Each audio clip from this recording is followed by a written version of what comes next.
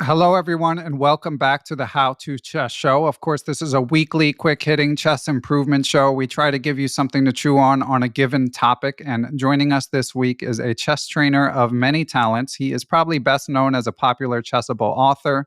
He created the Master the French Defense course, The Aggressive Queen's Gambit Declined, Opening Oddities, and the one with my favorite title, the Alekhine, or Alekhine, if you prefer, The Dark Knight Rises. He's also the founder of Palm Beach Chess Florida and the vice president of the Florida Chess Association. He's a tournament director, a FIDE National Arbiter, and a USCF master. He has a YouTube channel along with his colleagues at Palm Beach Chess, which you can look up. Just search for Palm Beach Chess, and we'll link to it, of course. And our guest, Brian, is very interested in psychology and the science of learning, and he's picked a great topic for today's episode, which, especially for Chessable aficionados like myself, which is how to help remember things, how better ways to remember things. So before we dive into the topic, let's welcome our guest to the show, Brian Tillis. How are you, Brian? I am excellent, and I'm very, very happy to be here. Thank you. Yeah, and you came up with this idea on your own, and I'm super excited for it because I mentioned to you in email. I've read a few books about the science of learning, and it sounds like you have an even greater enthusiasm for and knowledge of the subject, which is one of those things that can help absolutely everyone. We all want to be able to remember things better. It's just great in life as in chess. So, Brian, you think you're ready to dive into the topic of the day? Yeah, let's get to it. Okay. So the first question for you, Brian, is if we have limited time and we want to study an opening course, a lot of these courses on Chessable are famously voluminous, cover every line under the sun, which is a good thing, but it can make it a challenge to sort of know where to begin. So what's your sort of broad advice for how to approach a brand new opening course? So first thing is it's so easy to get distracted while studying. So the very first thing I do is remove the potential distractions. Put the phone on silent, put it in a drawer, get it to the side, and keep in mind that 30 minutes of intense and focused study is going to have better results than hours of distracted study with, running to the phone or things that are going on. So try to make the training similar to the tournament that you're preparing for. Like my philosophy with tournament preparation is if you're playing game in 90, for instance, your training should be 90 minutes. If the training is easier than the tournament competition, you're already kind of lacking in the training itself. So opening text are typically designed with the fluff lines up front with the main lines at the end of the chapter. It's important for the player to make the most of their time studying by isolating the lines that are going to occur most frequently in their games. So using the data from your own games to drive instruction is so important. And there's a lovely website, openingtree.com, that you're able to get a full database from the games that you've been playing online. And that can drive the instruction for where you actually need to study and focus your efforts with training. Also, on top of that, I like to prepare for specific opponents that are going to be in upcoming tournaments that I'm playing in. So chunking and making those associations with this player, say, plays the French defense or is a King's Indian player, helping to prioritize study and, getting that emotional connection to, I know I'm going to be facing this from this guy. It's always been something that's helped me to remember it. I would say, though, the most important aspect of studying opening systems stems from what is your personal number for repetitions for mastery? How many repetitions does it take for you to reach retention? One of the most common mistakes my students make is repeating a single line simply until they have it right. You don't repeat a line until you have it right. You repeat it until you can't get it wrong. Yeah, that's wow. Lot of great nuggets there already, Brian. So, question number one, of course, you live in Palm Beach or in the Palm Beach area. I'm guessing that's probably kind of like the median city size, maybe slightly big compared to the areas that a lot of listeners and viewers would be from. So what I'm getting at is, as a stronger player and as someone who lives in like a medium size, do you know specifically who you're playing, or are you kind of just seeing who's in the tournament and saying there's a decent chance I'll play this person? And that's generally what you want to do. You check, say, the member service area. You see traditionally who plays in the tournaments in the area. And You just try to prepare for them with white and black. I mean, most people make life easy for you by attaching their name to their Elite Chess or chess.com profiles, and it makes a huge difference. Okay, yeah, and obviously, if it's a bigger tournament, one of these like huge weekend or week-long ones, if you have less information about who you're playing, you just want to focus on the things you face the most frequently, I would guess. Definitely going towards the core. It's like I said, a lot of opening books are designed with fluff, and I think readers will start with these sidelines that when you look in the database, it's only been played 15 times in the history of chess, versus the main line that you're going to face every single game or every other game. So depending upon rating range, so say if you're a Sicilian player, you're going to face the anti-Sicilians far more often in the lower rating groups than you will at the master level.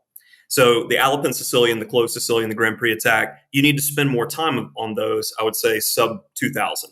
The Open Sicilian is going to take the mainstay, though, when you start getting to master level play. Almost every game's an Open Sicilian. Yeah, as a Sicilian player myself, I have to say, I might go so far as to say that under 2000, you should treat the anti-Sicilians as the main lines.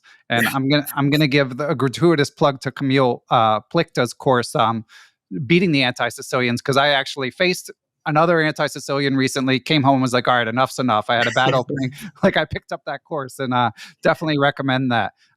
So let's get back to what you were saying, though, Brian, about like sort of learning to mastery rather than just learning to like, it.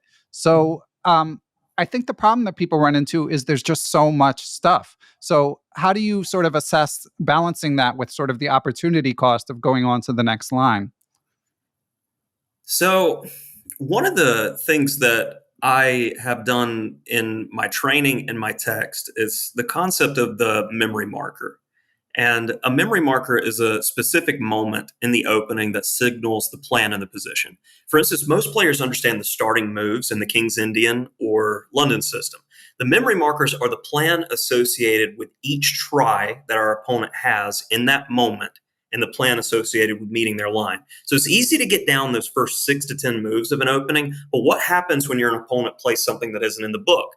Those who are memorizing often struggle at this key moment, as they can't apply what they've learned in similar positions to what is currently in front of them. You need to have snapshots of the key positions in your critical opening lines where you can explain what the plan is. If you can't explain the plan, you don't know the opening. A great player once said, tactics flow from a superior position. We get the superior position by flowing from opening into middle game with a plan, the memory marker. Okay. So we have this picture in our mind and we're able to explain it. Basically, that's the idea of the memory marker. Yeah, it's a snapshot. It's a lot like, say, when the woodpecker method is used for tactical training. You need to, as soon as the basic developmental moves are done, you have the snapshot. What am I doing if I'm a King's Indian player against, say, the Samish? What am I doing against the Fianchetto? What am I doing against the classical system? Because the plans are going to differ, even though we have the same structure with black. So being able to articulate this plan goes with this and segment. Oh, cool. And I know you've said, Brian, you like to quiz your students on this stuff. So when you do quiz them, let's say you put up a key position in the Samish, like how much depth are you looking for in the answer? Like, do they go for 1 minute, 2 minutes? How deep does the memory marker run? And typically you're looking for just a general plan. A lot of positions are static. And I think that people get too hung up on these highly theoretical positions where things are changing constantly, and aggressive Sicilians and Grunfelds. But a lot of chess, you need to have a general guide in the position. You're going to be completely fine. The only openings that I really worry about that I need to study very often are the ones where you can lose immediately from some gross tactical error or misunderstanding. So it's important to have those guiding principles, I would say. Okay, this is excellent stuff already, Brian. And can you think of any stories, either from your own competitive career or from working with your students, where like the memory marker or these methods of like making sure you really know this stuff came in handy? Yeah, I've got one that I like to share. My eldest student that I worked with was 87. Shout out to that student. That's awesome. Clarence Kalinian, and he wanted to learn new opening lines within his current systems. And he had a goal to play in the senior section of the World Open. And when we started working together, he let me know that he was suffering from congestive heart failure, which really affected his energy levels when we were working. So we had to work in spurts and really make the time count.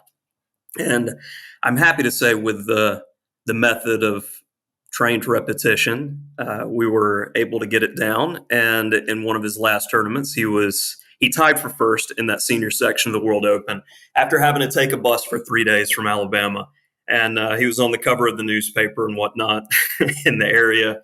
And my work with him, he was a many decades long player of the French defense. That's what inspired my first book on Chessable and how we work together. So those memory markers and those key moments are littered throughout that book. Great stuff. And Brian, I know that one other topic you had highlighted, and I think it's a cool idea that hasn't been mentioned, at least on How to Chess, was this idea of sort of grouping like openings together, like structures where you can play it against both e4 and d4, or you can play it against both the Caro and the French, or whatever it may be. Can you think of a few examples you could share where players can sort of lighten their workload by playing similar structures? Definitely. And this is something that I work on quite a lot with my adult students that have limited time. So I was very inspired and had the privilege of working with Grandmaster Varuzhan Akobian at the Emery Castle Chess Camp multiple years. And during one of his lectures, I had this big aha moment that Akobian, when he's playing white, he's a queen pawn player. And typically in all of his major systems, he's going to have a pawn on e3, d4, and c4.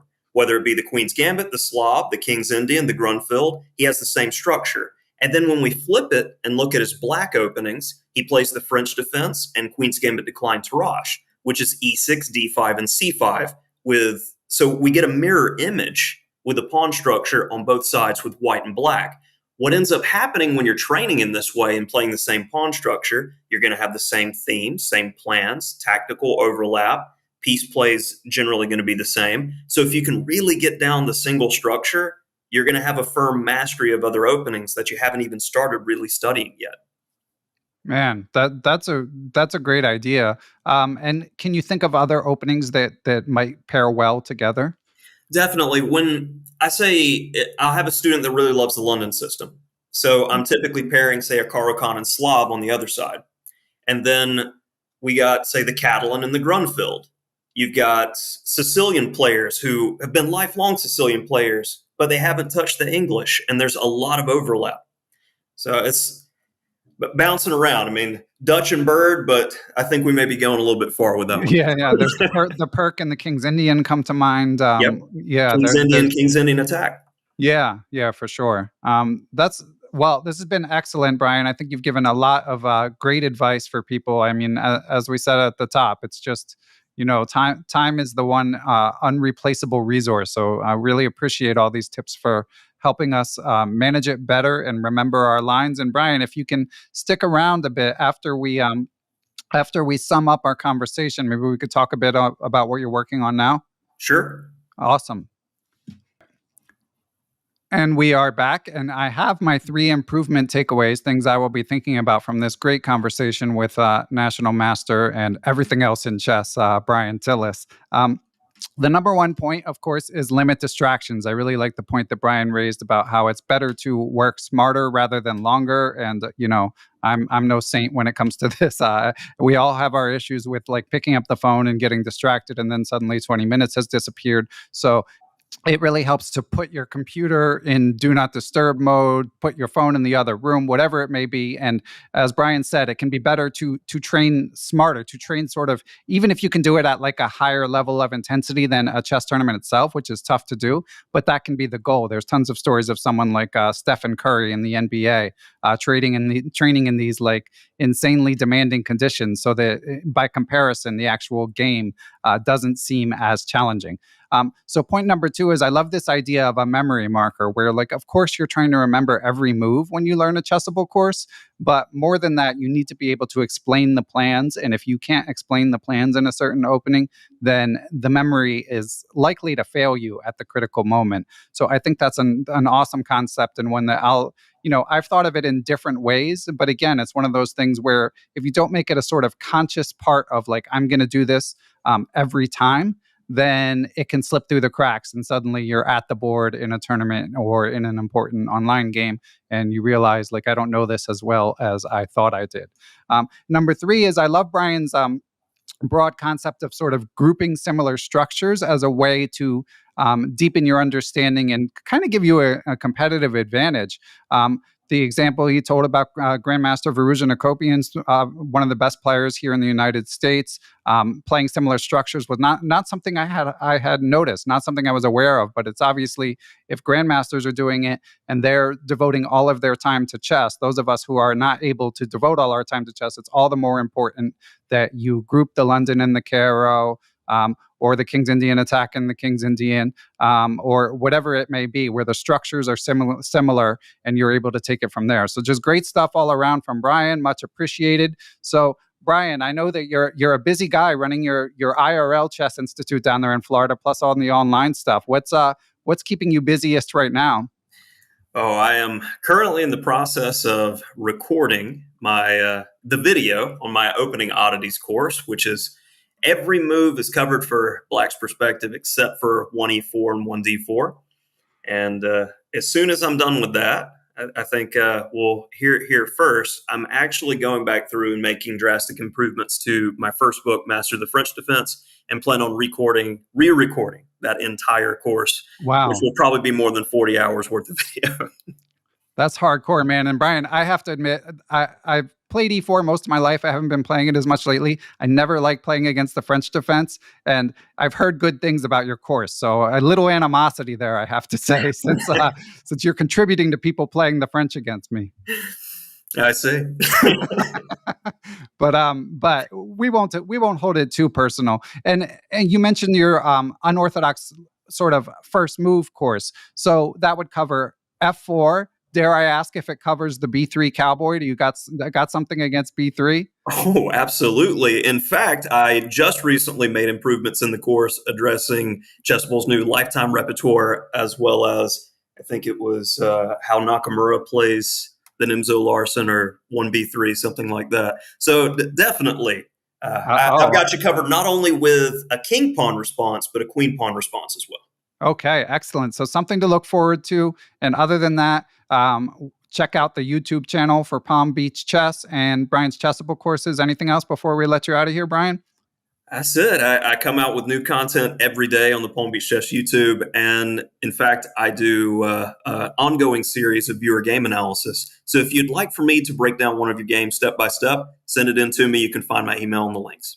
Awesome. Yeah. And as I've mentioned on podcasts before, for those of you on a budget looking to get, like, maybe you wish you had a coach, but you just can't make it happen right now, taking advantage of offers like that is a great way to get analysis from strong players like Brian. So definitely encourage people to take advantage of that. All right, Brian, this has been awesome. Hope to work with you again in the future. Definitely.